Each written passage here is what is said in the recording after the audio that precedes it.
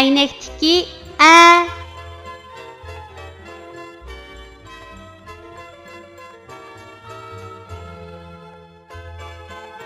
Bu harfning talaffuz qilinishi mundaq. A.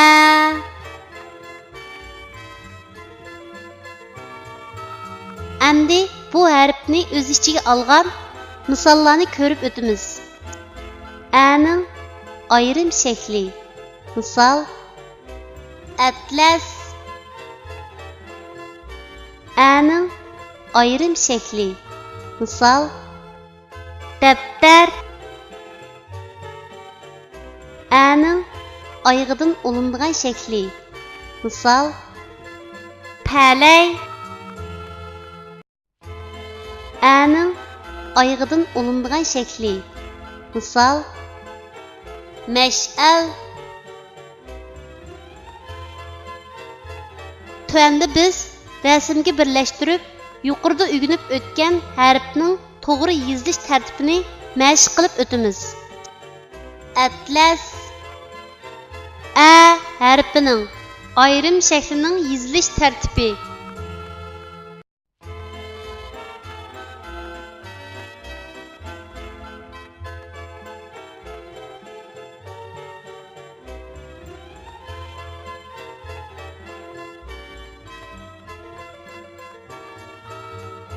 Daftar.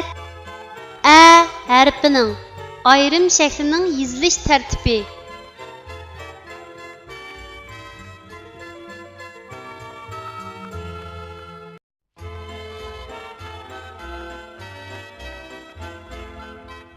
Palay. A harfining oyog'idan olinib keladigan shaklning yozilish tartibi.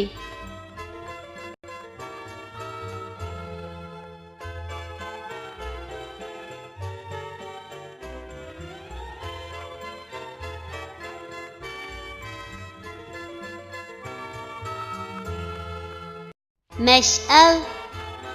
A harfining oyog'idan olinib keladigan shaklning yozilish tartibi.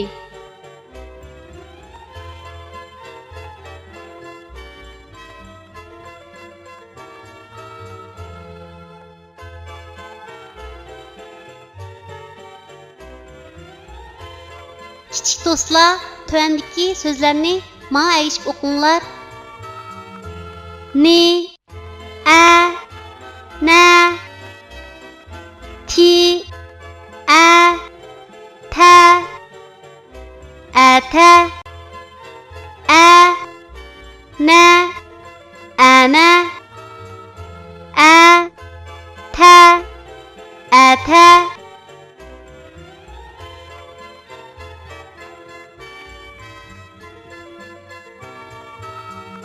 Elga keraklik avlod bo'lamiz. Mehrini to'kib, berib ko'p bilim. Savatliq qildi bizni muallim. Elga keraklik avlod bo'lamiz. Tirishib a'la o'qib har doim.